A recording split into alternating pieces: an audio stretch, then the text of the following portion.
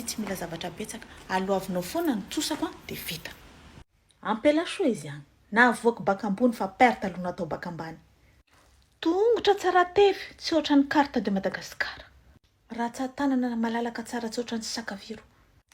Tisony mampitianao bisou nefa tahorana hitapisaka koa. Maso revolver maneva alefa any amin'ny toerana fanaovana gera. Ty volo raha andalovana ratsan-tanana tsy mikoince fa mahazo fevera mahazo misosa. Tsy tamarinka ho roboina. Au moins j'ai essayé. Na le téléphone naza tsy raisinao.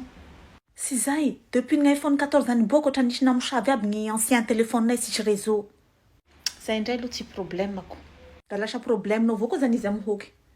Ataonao view foana le postako amin'ny Facebook, raha vehivavy dia mandoava tosa.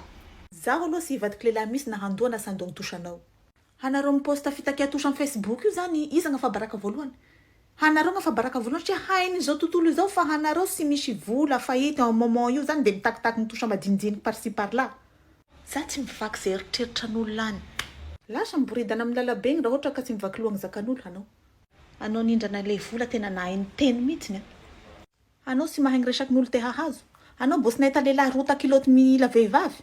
Agnamboarako building izy anao. Building io vita amin'ny kiloty ny rota miaka piramidy.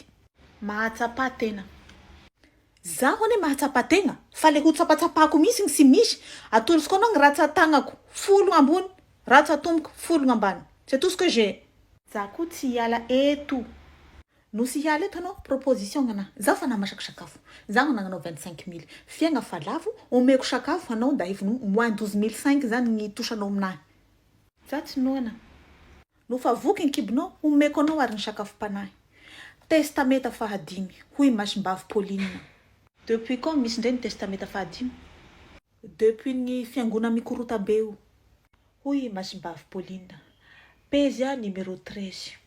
Ho anareo izay mpitaky tosa, nefa mbola manana eo am-pelatanana. Hiditra aminareo ane ny fiheloko sy ny fahantrany ilay voataky tosa. Ho voaheloka ianareo izay mandefa posta ao amin'ny Facebook izay hita fa mandafabaraka azy koa. Tamin'ny fotoan'izany Masimbavy zany nefa nisy mihitsy ny Facebook. Ka ny mpaminany nefa nahita hoe hisy ny Facebook. Tohizako ny ahy amin'ny andininy voalohany.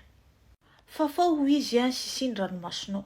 Bon, sy misy sisi aloha agnato hoe. Fafao ho izy ny ranomaso. Fa ilay mpitaky tosa kosa. Irodana ane ny trano. Ho vakivaky tsy angatana andro tsy ilana famaky. Ary iverina io volanao avec bonus na 10,000. Manimanitra vola very.